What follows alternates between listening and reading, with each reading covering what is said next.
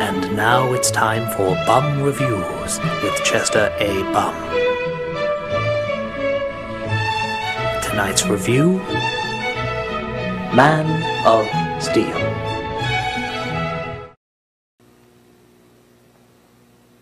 I am pissed!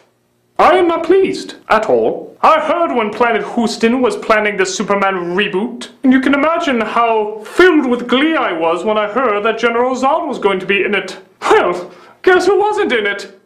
General Zod! Instead, who did they get to play his part? Some Willem Dafoe impersonator with a Mo Howard haircut. I found this especially surprising when I saw who the director was, Zack Snyder. A director so obsessed with the male form that half the machinery in this movie looks like male parts. Keeping in mind this information, how is it I was not chosen for the part? This is all natural Zod! This material is skin tight to show off my perfection. The actor in this movie is dressed like a tank trying to be a monk. Because of this, I've decided to completely sabotage this movie. You heard right. Sabotage. That's why I assure you that this Superman movie will be one of the worst Superman movies you will ever see. Not number 3 or 4 bad, I can't work miracles. But still, this one will be pretty bad. For example, I broke the wrist of every cinematographer on this movie, guaranteeing that there will be absolutely no still shots in the entire film. Oh, you thought the Hunger Games shaky cam was bad. Get ready for catching Parkinson's. On top of that, using my incredible sucking powers, get your mouse out of that comment box. I managed to completely suck away all of the actors' acting abilities. Amy Adams?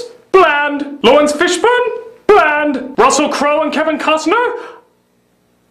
You know, I didn't have to do that to them. On top of that, I also managed to catch up with the film's editor. Using my incredible Zod muscles, which I call Zussels, copyrighted Zod, I managed to beat his brains out so severely that he's got short-term memory loss. Because of this, he completely forgot the order in which he edited this movie. When Superman lands as a baby on Earth, he's suddenly a fisherman. Whenever he's about to talk to Lois Lane, he'll suddenly be 12. And whenever there's a moment that's about to develop any character whatsoever, action scene! Tornadoes, buses falling, explosions, fake me's attacking! It'll jump around so much you'll make more of an emotional connection to your popcorn. On top of that, I laser eye thingied the original writers of this film, thus forcing them to instead get the creators of Batman Begins and The Dark Knight, who have done nothing but try to recreate Batman Begins and The Dark Knight. I recall the same thing happening to the Home Alone writer. Thus, the movie is totally convinced that it's trying to tell the story of Batman again. Except, I was even more devious. Every time the writers would finish a scene that they put together, I immediately erased their memories. Yes, you notice how that speech about what it means to be Superman seems to be the only dialogue that goes throughout the entire thing? That's because they kept forgetting that they wrote it 1,000,000 times! There's another example of that at the very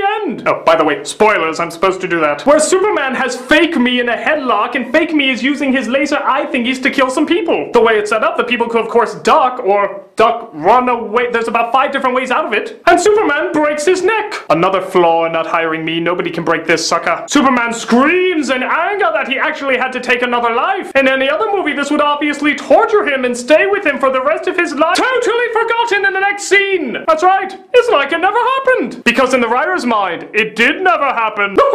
You're a mean one, Mr. Zod. Of course, some of you might be wondering, how could I erase their memories? Well, you know that memory erasing kiss that was done in Superman 2? Let's just leave it at that. So now you know what happens when you don't hire General Zod to play General Zod. I will ruin your movie forever and make it cinematic poison. And I know that for many of you, the movie was totally destroyed. And some argue those changes actually made it better for some reason, which is very reassuring to me. It shows you Planet Houstians will be much easier to take over than I originally intended. Next you'll be telling me you like The Purge. As for me, I think I've destroyed any credibility that DC Comics used to have. The time has come to move to Marvel and see if I can get a role playing that grape jelly thing in Avengers 2. Until then, hey! Who locked the door? I was never here. Don't make me memory erase kiss you.